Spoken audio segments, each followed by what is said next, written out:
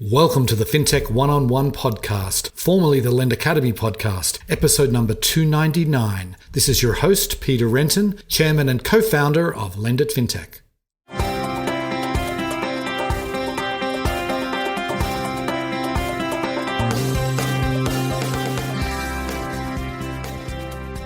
Today's episode is brought to you by Lend It Fintech, the world's largest digital media and events company dedicated to all things fintech. Lend It Fintech offers programs throughout the year to the fintech community, such as engaging webinars, white papers, a weekly news show, a daily newsletter, and our newest offering, Fintech Features, a program that helps fintech companies amplify their announcements. Find out more details on all these offerings at lendit.com. Today on the show, I'm delighted to welcome Catherine York Powers. She is a CEO and co-founder of Constant AI. Now, Constant AI are focused on loan mitigation primarily right now, and we talk about what they're doing in some depth there. I mean, they have an automated system which really is quite sophisticated and something that helps automate the manual processes that come with sort of a loan modification, but really help with it's a better experience for the borrower. So we talk about how they do that. We talk about their movement into loan servicing, why they decided to do it, talk about the different lending verticals, obviously the impact of the pandemic, where there has been huge numbers of requests for loan modifications and what that impact's had on not just Constant's business, but on their clients' businesses as well. And we also touch on what it's been like for Catherine as a black female entrepreneur in fintech and her experience there, and what we can do as an industry to be more welcoming. It was a fascinating interview. Hope you enjoy the show. Welcome to the podcast, Catherine. Thank you for having me. Great to see you. Likewise. Okay, so you've got a pretty interesting background. I would say it's not a typical fintech entrepreneur background, but why don't you give the listeners some of the highlights of what you've done in your career to date? Yeah, sure. So in my earliest days, I was a political activist. I worked for the Democratic National Committee, registering voters in Black and brown neighborhoods. I later worked on legislation to create empowerment zones to promote economic development in distressed communities. And this 4-year period at the beginning of my career really left an impression on me. Mm-hmm. But though I moved from politics into a career of running P&Ls in different companies and later in M&A, that work taught me that you can do well by doing good. And that's a major theme, not just throughout my career, but for us at Constant as well.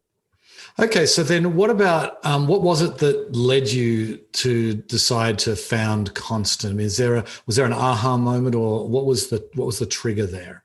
Actually, I was coming off an exit with SunEdison. That was where I was running their M&A program in the solar energy space. And I knew I wanted to do something in energy efficiency in that space. And we had a background working in finance, just as a part of financing solar installations and so forth. So I knew I wanted to do something there, but given my background that I just talked about, I wanted it to be in responsible lending, something of that nature. And that's what we did. We set out to be responsible lenders in the home efficiency, home improvement space. Right. And to us, that meant extraordinary transparency for borrowers, self-imposed rate caps, no fee spikes when promos ended, that sort of thing. But not long after we secured our loan purchase partner, we decided to build a self-service hardship relief platform because we knew that along the way, borrowers would struggle, whether it was related to, in this case, a pandemic, but related to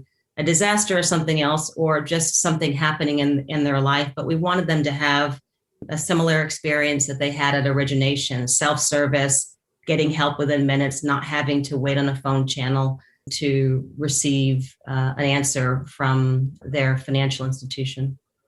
Right. So it sounds like you pivoted away from lending per se and really became a software company, I guess.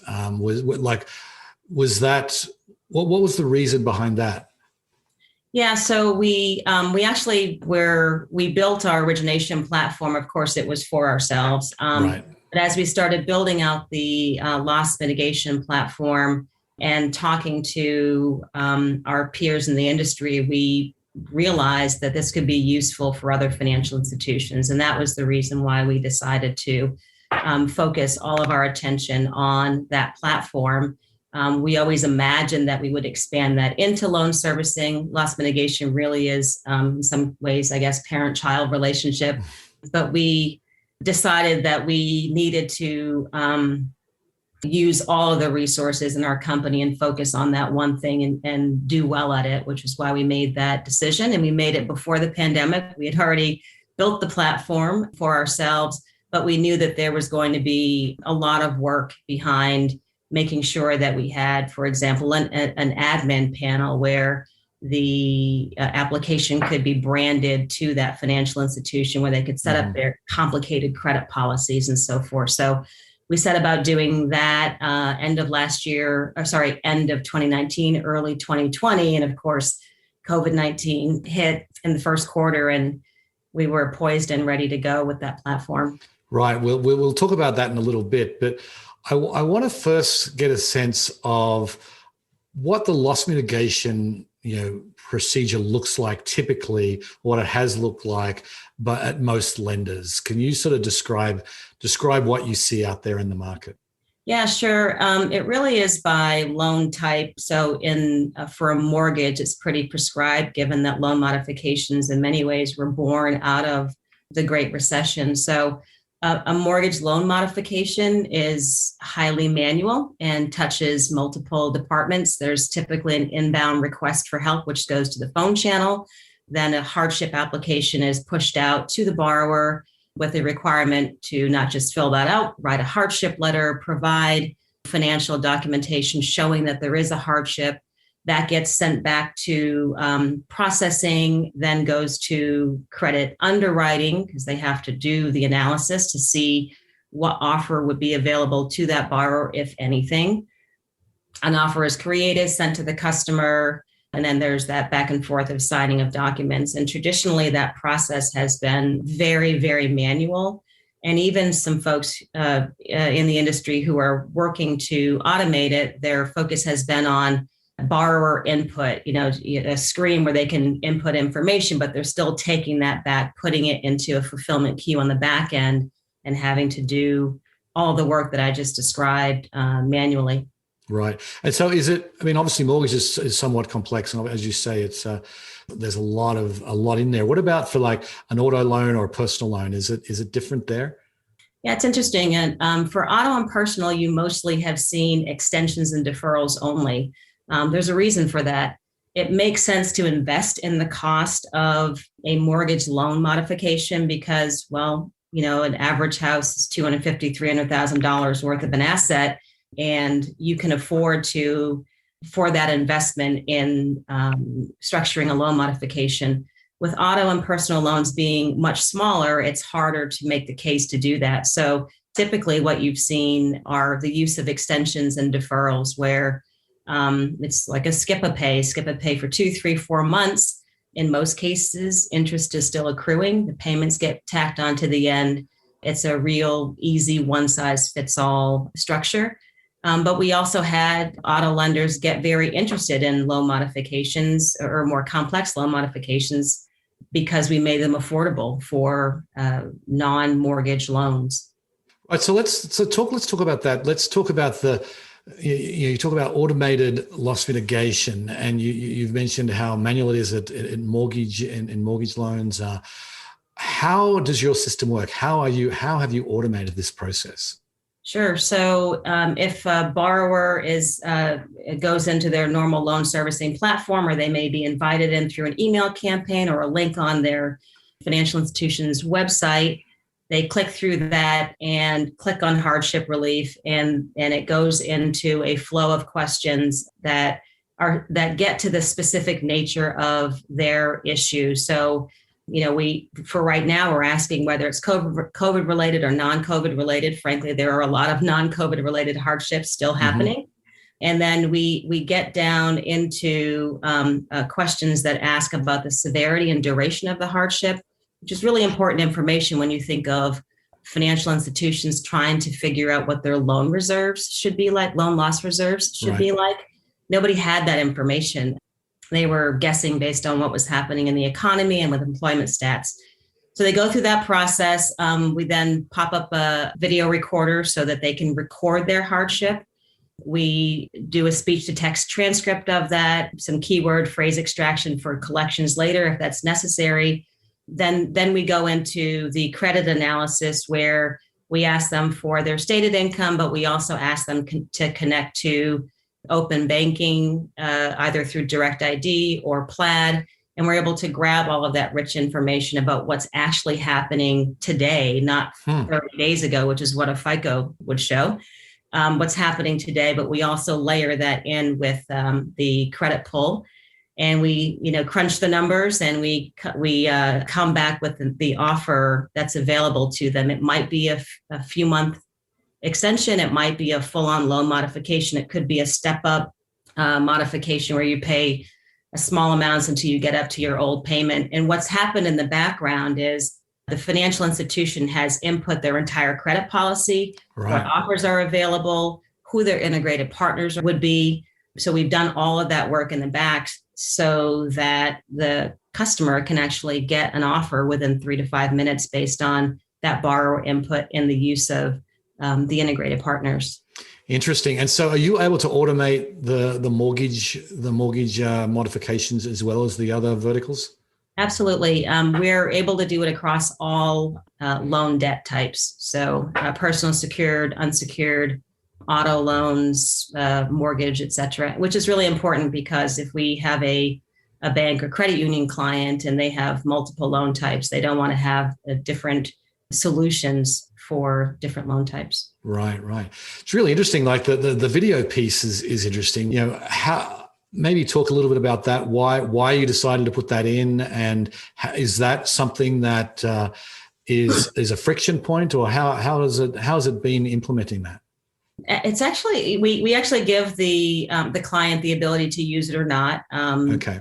Since it is definitely new, but most are using it. Customers seem totally fine with that versus having to write a handwritten letter.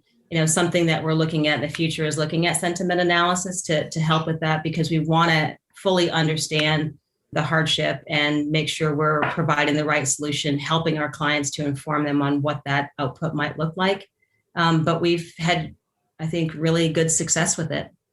And so what about integration with, how do you interface with the lender's existing like loan servicing platform? Is this something that just sort of sits on top of that? How are you, does it implemented on a case-by-case basis? How does it work? Yeah, so we actually show up as an embedded deep link within the loan servicing platform. So borrowers would go in through their typical online banking platform, single sign-in, access their loan, and we would show up as an embedded link. They would click through that link and they would come to us. So that's how we connect. On our servicing side of the business, we are able to connect through via API, or in some cases, batch file processing. So let's talk about that, the servicing side of the business. Can you say more about that? Yeah, it's new-ish, I'll say. Our mission is to modernize loan servicing and loss mitigation. What we found when we were providing loss mitigation for clients is that their servicing platforms look like they were built in the 20th century. Right. And some of them even had a more modern look, but frankly, they all did the same thing, which was to allow borrowers to make a payment or see their statements or some variation of that, which we thought was a real missed opportunity to connect with borrowers in a meaningful way and retain them, which of course is a huge issue right now, is borrower retention, right, especially around mortgage, where over 70% of folks are now with a different servicer than they were before the start of the pandemic. Interesting. So let's talk about the pandemic for a little bit here. Maybe firstly, I'd love to get your sense from where you stand. When you look across different lending verticals, what has seen sort of the most uptake, in loan modifications? Yeah, not surprisingly, the loan modification tsunami that folks have been talking about hasn't actually happened yet. Right. But many feel like it still will. I think you're still seeing some financial institutions holding on to their loan loss reserves. They're releasing some, in some cases, to balance their net income. But we have done a good job, I think, in this country, bridging folks through most of the pandemic with stimulus and payment accommodations and a variety of other things. But at some point, it will end. We can't continue doing this, and there will be a need for, I think, mass numbers of loan modifications. So what we've been helping our clients with is the short-term forbearances, the short-term deferrals, which at the very beginning of the pandemic really, resulted in thousands and thousands and thousands of calls to their phone channels. And even for those who put an online form in that said, would you like an extension or a deferral? And they said, yes, it still was getting kicked to the back office for processing. Right.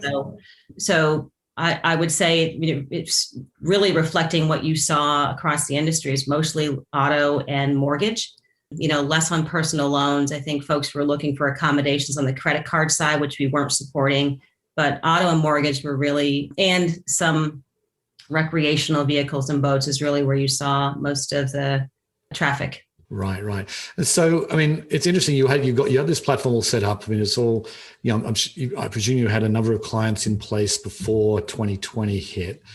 What was that like in the early days? Because, we did hear of, people rushing to their mortgage servicer, rushing to, their, for auto loans to try and get this, because we didn't know how long it was going to last. We thought, let's just, if someone's just lost their job, let's try and skip a few payments. What was that like for your clients? Yeah, interesting. We were able to, I think, reduce a lot of the phone channel and the scrambling around, and frankly, the potential for non-compliance risk. And we're probably going to see a lot more discussion around that over the next 12 months, like the things that financial institutions did to scramble to get help out quickly. There were some misses along the way because it was mostly manual. So we were able to take that manual process and automate it and help with some of that compliance risk, as well as get answers to customers fast. So that was a big deal. We were also trying to sell into the market and help other financial institutions, but frankly, early on, it was hard. Yeah. Everybody was trying to figure out, how do you take your entire team and make them work from home or allow them to work from home? How do you leverage the opportunity around PPP and then PPP2? And then the idea that there were refis. And so while loan volume was down elsewhere, you had this real opportunity to grab some income. So it was like income grabs and also trying to manage the chaos. And it really, wasn't until summer, early fall that we started getting more traction. And frankly, folks believing that the pandemic wasn't going to be a V-shaped recovery, that this actually might go on for much longer, and that there might be a need for investment in, a more automated solution. And by the way, we happened to really launch and expand during the pandemic, but hardships aren't cyclical. Right. You always have a portion of your customers that will be dealing with hardships, in addition to your typical, every year disasters, weather events, those sorts of things that happen, which is also why we wanted to expand into servicing, because we wanted to help with that K-shaped recovery, because there are as we know, plenty of solvent customers, as well as those struggling borrowers. So on that bottom part of the K, we're still able to support them, right. Support those struggling. At the top part of the K, we're now able to help deepen those relationships with customers and help retain them by helping borrowers self-serve more through more modernized servicing, helping them manage their debt better, helping banks and credit unions expand their share of wallet, those sorts of things. Right. And so that brings me to my next question. What you talked about, banks and credit unions, is that, what type of lender are you really focused on? I mean, is it the smaller end of the spectrum here? Are you talking about sort of mid-size banks and credit unions? And what about the fintechs? What are the different, how are you sort of marketing your services right now?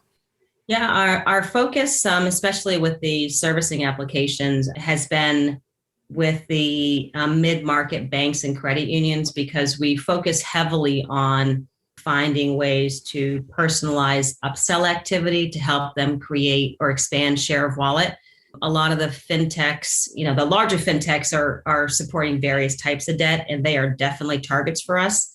But those that are just in single verticals, that aspect of the business may be less interesting to them. But we're on the loss mitigation side, we're definitely targeting fintechs and also that mid-market bank and credit union. I mean, we've got, as you would expect, a number of conversations going with much larger financial institutions. But in terms of our sales and marketing efforts, we're really focused on that middle market financial institution. Right. So tell us about the upsell opportunities and obviously, if you're just doing loss mitigation, I'd love to know what your perspective is. Is there an upsell opportunity there, or is it really on the loan servicing side you're focusing on the upsell, or what, how are you approaching that? Yeah, it's really on the loan servicing side. So on the hardship relief / loss mitigation side, we're there to help those customers. But frankly, having that be a part of the servicing application is really beneficial for borrowers that are looking to get an answer fast, self-serve, maybe avoid what may be a very embarrassing conversation about their financial situation. Right. But we want to help banks and credit unions recover as well by looking at their solvent borrowers and finding ways to deepen that connection with them. So we have 3 primary goals with our servicing application or digital servicing application, which is 1, to help borrowers better manage their debt and increase those self-service capabilities, help our clients increase their share of wallet through, as I said, smart personalized upsell activity, and increase operational efficiency. And 3, encourage financial literacy and transparency, which goes back to our origination days, right, with tool tips and videos. And so on the cross-sell opportunity, upsell opportunity, we, within the servicing application, and by the way, we're not the core provider. We are connecting into a core servicing platform. We are the digital front for that. But it's very easy to ask a question like, would you like to lower your payments? This is a non-hardship solvent borrower, which would lead to 2 things for us. 1, grabbing a soft credit pull, or maybe allowing them to connect through their open banking if they prefer to do that. And we can help structure a lower payment through a recast for a fee or a refinancing, which is more fee income to the financial institution. But what we're rolling out right now is, now that we've grabbed that soft credit report, we can see the loans that they have with other financial institutions and make suggestions about them for them to move those loans over to help increase share of wallet for banks. That's one opportunity. One thing that we already have built and have deployed is allowing customers to, through our integration with Black Book, but allowing them to see what a trade-in value would be for their vehicle or their boat, recreational vehicle, if they wanted to refi, and allowing them to go all the way through the pre-qual process while they're right there in the servicing app. So our goal is to go, way beyond payments, finding real ways to engage, but allowing these opportunities to create revenue for banks and credit unions as well. Right. So I want to go back to the loss mitigation, the automated loss mitigation, because it strikes me as something that is, it's a no-brainer. I would have thought for most lenders, you don't really want to have the cost involved of having to go through this manual process. So I'm just struggling to think about what is the argument against it? Is it just we don't want to change? I mean, when you go in there and you're pitching your service, what is the resistance point? Well, during this pandemic, it's been resources. Sure. We got a lot of tech priorities right now, and we can't fit this in. All the while hiring, 50 to, in some cases, 300 was one of the potential clients we actually ended up pulling in, hiring more people to answer calls and help process these hardship requests. So a lot of it's resources, and a lot of it is just, this is what we've always done. So right. Most financial institutions know how to respond to a disaster for weather, government furloughs, et cetera. And that's always meant hiring campaigns. And later, of course, people have to get let go. So you've got this, up and down of activity that is fully avoidable through automation, but you're also extending this, amazing service to your clients that don't have to call, and in the case of 2020, wait days and weeks for an answer when they really badly need help, which is also the case in a disaster or a weather event. So I think it's mostly been just, this is what we've always done, or I don't have a tech resource that I can give to you to help with that, what is a fairly simple integration. Yeah, because it just seems like a bit of a no-brainer to me. But yeah. Anyway, I want to switch gears, if I may, and talk about your experience in business. I mean, there are not many Black female entrepreneurs in fintech or in any kind of technology vertical. And so how have you found sort of your journey here? I mean, obviously you've had to break through some barriers. I mean, what's been your experience? Yeah, it's interesting. That usually isn't the first thing that occurs to me when I'm trying to do something new. In this case, starting a company in the fintech space. I was actually surprised when Goldman made the big investment in or commitment to increase wealth for Black women, to learn that less than 1% of all founders are Black women. That was actually surprising for me. I mean, sure, throughout my career, I have dealt with a whole range of microaggressions and other things, but I have been fairly successful in management positions in the C-suite by, I think, just hardcore perseverance, working harder, staying up later. That's always worked for me. In the fintech space, I actually haven't had any issues. Part of this is starting my own company, and I get to say, along with my board, who we're going to hire, and I'm able to implement all of the things that I want to around diversity and inclusion that are meaningful for me. I think the hardest part for women of color starting new businesses is access to capital. Right. I was able to overcome that because I spent a lot of time after my exit with SunEdison cultivating relationships in my community with angel investors, investing alongside of them. So once I started my own business, I didn't have trouble with access to capital, but I realize and fully understand that is the biggest barrier to most women of color, Black women starting their business, is how do I go about doing this? And I really think that this starts with investors themselves, with venture capitalists, angel investors, making a commitment to invest in this community and making it known, similar to what Goldman is doing. They obviously have a much bigger voice and pocketbooks to do this. I think there needs to be a commitment with written goals where someone is accountable for diversity and inclusion. Those are all important things, I think, that will help promote or increase that diversity in our business. Right. So are you optimistic then about, I mean, fintech has, finance is a very white male dominated field, technology even more so, and you might combine them, and it hasn't been a good concept. I mean, as someone who organizes a conference, it's not easy to have a really fully diverse, speaker roster, for example, just because some people it's just a very white dominated field. So I'm curious to think what more can we do as an industry, do you think, to attract more people of color and minorities into it? Yeah, well, I think it's about pipeline. So when there was an announcement about the Black female CEO of Walgreens, mm-hmm.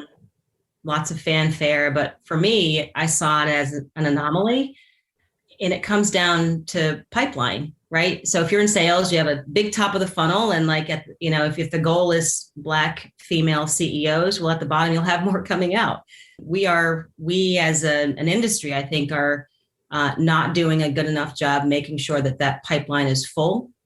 So if we're talking about, within financial institutions, making sure that we are promoting people into managers, from managers into senior managers, into the C-suite and on up. Many of those people leave their jobs and become fintech entrepreneurs. I mean, in my own career, I went through a number of corporate jobs before I decided to step out on my own. Right. So I think that within those larger organizations, that commitment to fill the top of the funnel, because honestly, if you look at the stats today, the one that I mentioned to you, that there are less than 1% of Black female founders and about the same for Black female CEOs. If that's the outcome, that just means that the pipeline is woefully thin. And that means you have to have commitment from the top. So boards and CEOs, specific targets, a commitment to them, and making sure that there is adequate funding and someone accountable to make sure that actually happens. Right. Makes sense. Okay, we're almost out of time, but a couple more things I want to get to. We haven't mentioned AI yet, and your name is Constant AI, so I want to at least address that. How are you using AI in your business? Yeah. So our primary focus, we talked a little bit about the hardship video. Our primary focus is on speech to text and keyword phrase extraction for potential collections talk off. That's where we're focused now. We originally set out to do a lot more in underwriting, credit underwriting. And it's interesting, our president, Carissa Robb, who's a former senior vice president of loan servicing for TD Bank. And we've batted this around a lot. And I know that there's lots of really good work being done here, but we feel that there is still too much risk for bias and disparate treatment. Right. I think that's why you're seeing lots of discussion in Washington right now around that. We actually just recently met with the CFPB to show them our product. Lots of questions around the use of AI. We did the same thing with NCUA on the credit union side. So we're continuing to look for ways, especially on the loan servicing side. We're really excited about that, to expand that. But we stopped short with the credit underwriting for those reasons. So right now it's mostly around the borrower input and how to take that information and better personalize the experience for the borrower. Right. Okay, then. So last question. I mean, as you look ahead to this year and beyond, I mean, what are you working on that you're most excited about? Great question.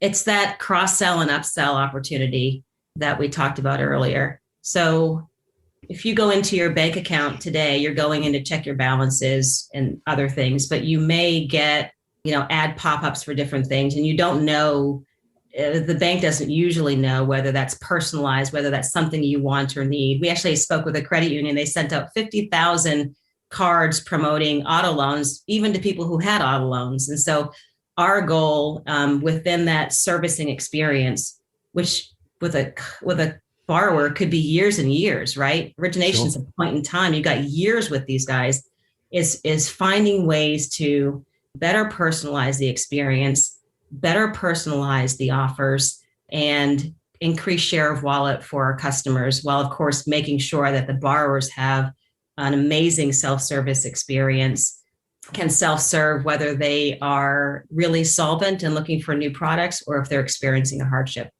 Mm-hmm. Okay, we'll have to leave it there, Catherine. It's you're building a really fascinating company, and I wish you all the best. Thank you. Thanks for coming on the show. Appreciate it. Okay, see you.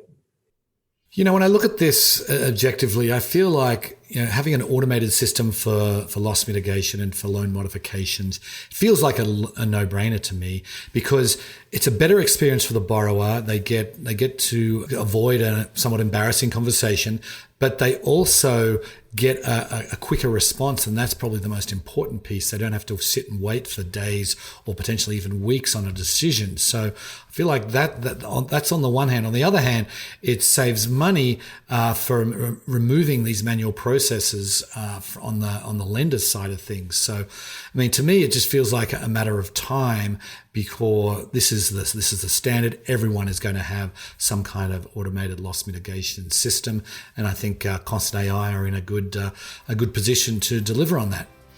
Anyway, on that note, I will sign off. I very much appreciate you listening, and I'll catch you next time. Bye. Today's episode was brought to you by Lend It Fintech, the world's largest digital media and events company dedicated to all things fintech.